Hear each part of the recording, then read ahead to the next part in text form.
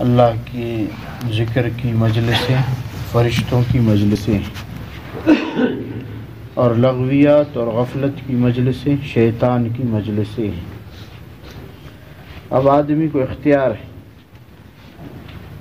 فرشتوں کی مجلس یا شیطان کی مجلس، جس قسم کی مجلس کو چاہے پسند کر لے، اور ہر شخص اسی کو پسند کرتا ہے جس سے مناسبت رکھتا ہے، جس چیز سے نسبت ہو آدمی اسی طرف مائل ہوتا جاتا ہے۔ تو گناہ کا جب تقاضا ہو میرے دوستوں تو پھر ایسی مجلس اختیار کرے جہاں گناہ کرنا مشکل ہے۔ آپ اس مجلس میں گناہ کر سکتے ابھی؟ جی نہیں کر سکتے۔ تو ایسی مجلس سے کہ جہاں گناہ کرنا مشکل ہو، ایسی مجلس اختیار کریں۔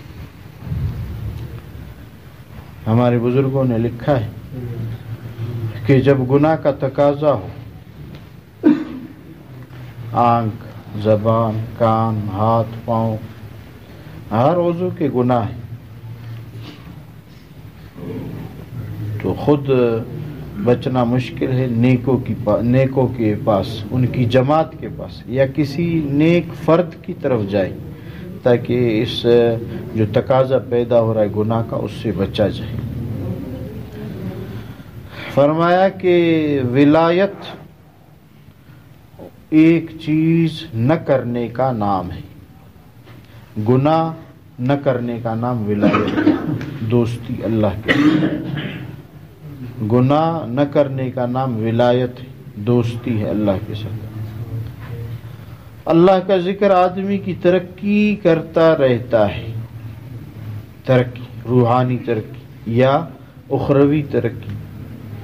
بستر پر بھی ترقی ہو رہی ہے، بازار میں بھی، صحت میں بھی، بیماری میں بھی، نعمتوں میں بھی، لذتوں کے ساتھ مشغول ہے تب بھی، اور کوئی ایسی چیز نہیں جو ہر وقت انسان کی روحانی ترقی کر سکے۔ یہ اللہ کا ذکر ایسی چیز ہے، حتیٰ کہ جس کا دل نور ذکر سے منور ہو جاتا ہے، اتنی محنت کرتا ہے کہ اس کا دل ذکر کے نور سے منور ہو جاتا ہے۔ آگے عجیب جملہ ہے، آپ اگر توجہ سے سنیں، حتیٰ کہ جس کا دل نور ذکر سے منور ہو جاتا ہے وہ آدمی سوتا ہوا بھی غافل شب بیداروں سے بڑھ جاتا ہے۔ سوتا ہوا غافل، کیوں؟ اس کا دل وہ اللہ کے ساتھ اٹکا ہوا ہے، لگا ہوا ہے۔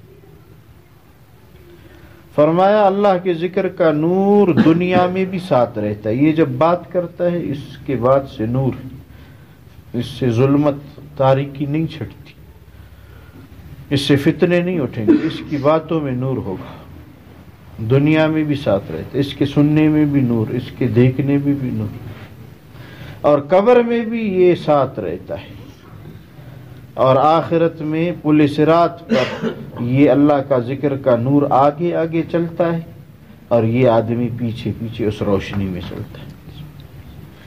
چھوٹی بات ہے جی، بڑی بات ہے۔ ہمیں قبر میں نور کی ضرورت ہے کہ نہیں؟ ہاں، وہاں تو لالٹین چراغ وغیرہ نہیں، تو یہ اللہ کا ذکر اس کو کریں گے انشاءاللہ۔ تو اس لیے میں 3 باتیں عرض کرتا ہوں، وہ آپ ضرور سمجھیے کہ اللہ کے ذکر کو سیکھ کر ہمیشہ اور کثرت سے کریں۔ یہ جملے یاد رکھیے، اللہ کے پیارے نام کو سیکھ کر کہ کس طرح لینا ہے۔ دنیا کا ایک ورک شاپ والا ہوتا ہے، موٹر سائیکل بنانے والا، وہ ہم سیکھتے ہیں، درزی کا کام سیکھتے ہیں، جانا پڑے گا، شاگردی کرنی پڑے گی۔ تو اللہ پاک کا جس پیارا نام جس کی برکت سے ساری کائنات ہے، اس کو سیکھنا پڑے گا، پھر ہمیشہ لینا پڑے گا، پھر کثرت سے لینا پڑے گا۔ 1-2 دن کی بات